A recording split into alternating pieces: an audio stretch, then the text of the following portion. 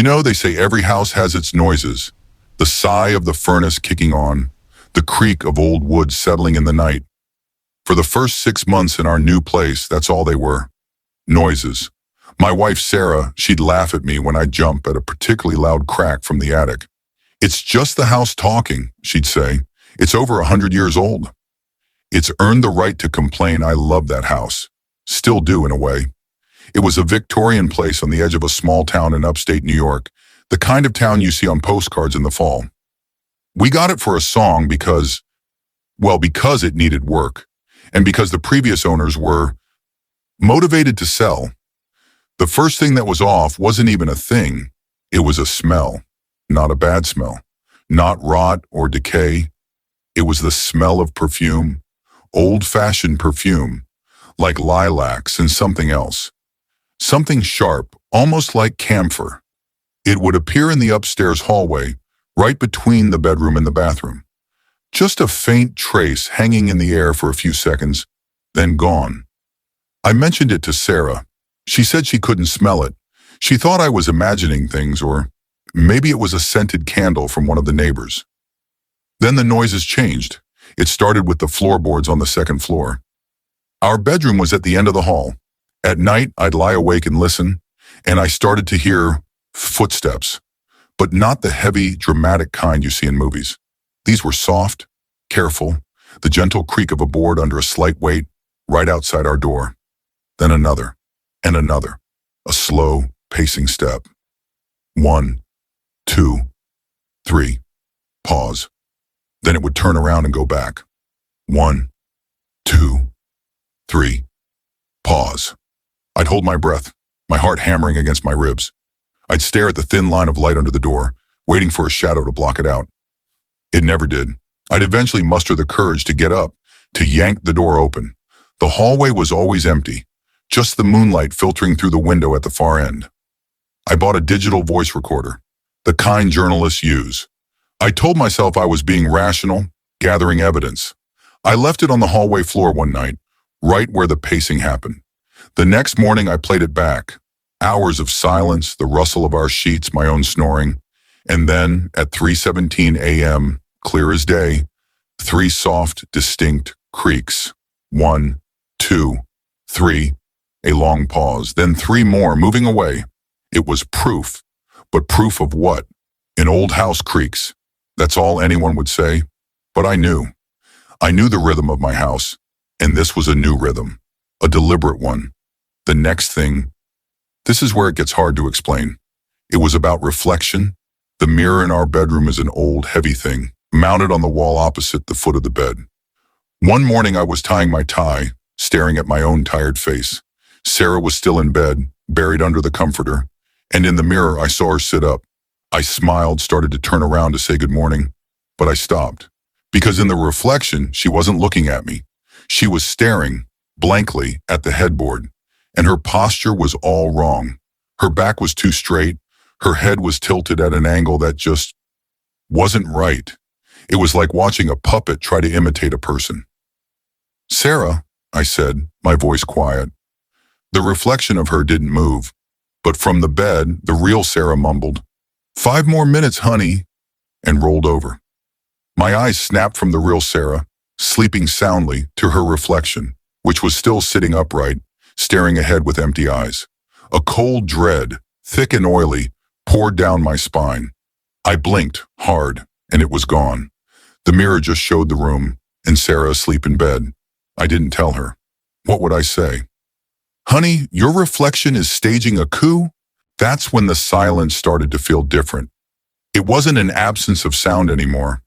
It was a presence, a listening silence. I'd be reading in the living room, and I'd get that feeling. You know the one. The feeling you're being watched. It was so intense I'd actually break out in a sweat. I'd spin around, expecting to see a face at the window. Nothing. Just the empty room, watching me back. I started sleeping with the lights on. Sarah thought I was having anxiety attacks. Maybe I was, but the cause wasn't in my head. It was in the house. The climax. It happened on a Tuesday. Sarah was away visiting her sister. I was alone. The silence that night was the worst it had ever been. It was a physical weight, pressing in on my eardrums.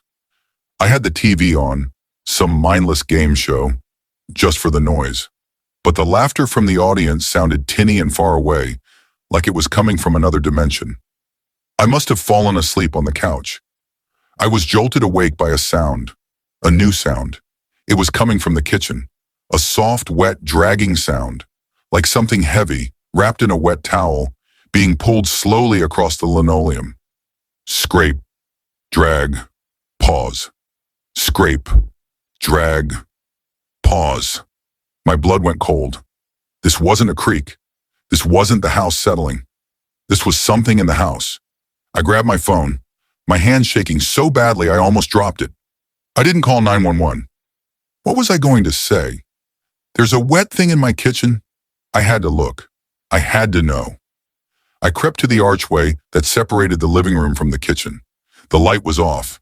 The only illumination came from the pale blue glow of the clock on the stove. Scrape, drag, pause. It was coming from near the sink. I slowly, so slowly, leaned my head around the corner.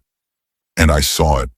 On the floor, trailing from the back door towards the middle of the kitchen, was a glistening, wet path. Like something had been dragged in from the rain. And at the end of it was a pile of rags. Number, not rags. It was a shape, or a dark, huddled shape, dripping onto the floor. As I watched, frozen in pure, undiluted terror, the shape moved. It unfurled. It wasn't a pile of anything. It was a person, or something that had been a person. It was soaked, water pooling around it, its hair stringy and dark, plastered to its scalp. I couldn't see its face.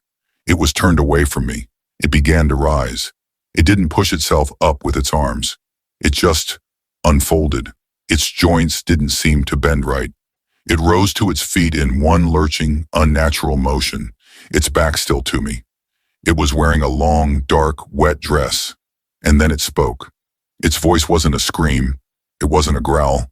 It was a whisper, but it filled the entire kitchen, echoing as if we were at the bottom of a well.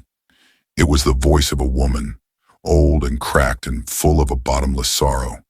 "You're in my spot," it whispered. I couldn't move. I couldn't breathe. I just stood there, a statue of fear.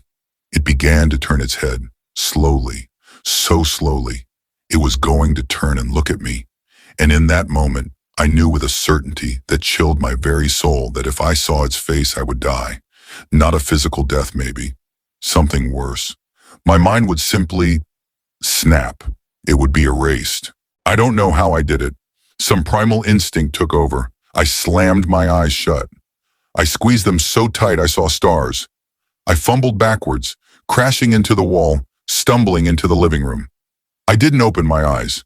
I ran, blind, arms flailing, until I found the front door, yanked it open, and spilled out onto the lawn, into the cold, clean, rain-washed air. I never went back. Not really. The police did a welfare check. They found nothing. No water on the floor, no footprints, nothing. The house was clean and dry and silent. We sold it, again for a song. The new family, they have a little girl. I see her sometimes playing in the yard. She seems happy. But last week I was driving past. It was getting dark, and I saw her in her bedroom window. She was just standing there staring out, and she wasn't playing. She was perfectly still, and from the street, even from that distance, I could see it.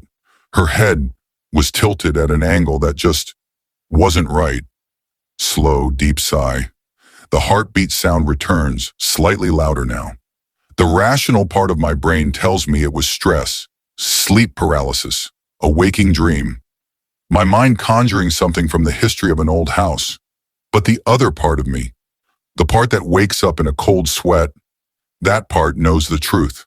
The house wasn't haunted, it was hungry, and it's still hungry, and it's always looking for someone new to listen to its story. A story told in creaks, in smells and reflections, and whispers in the dark. So you tell me, what are the noises in your house? And when you're alone, in the quiet dark, what do you think is listening to you breathe?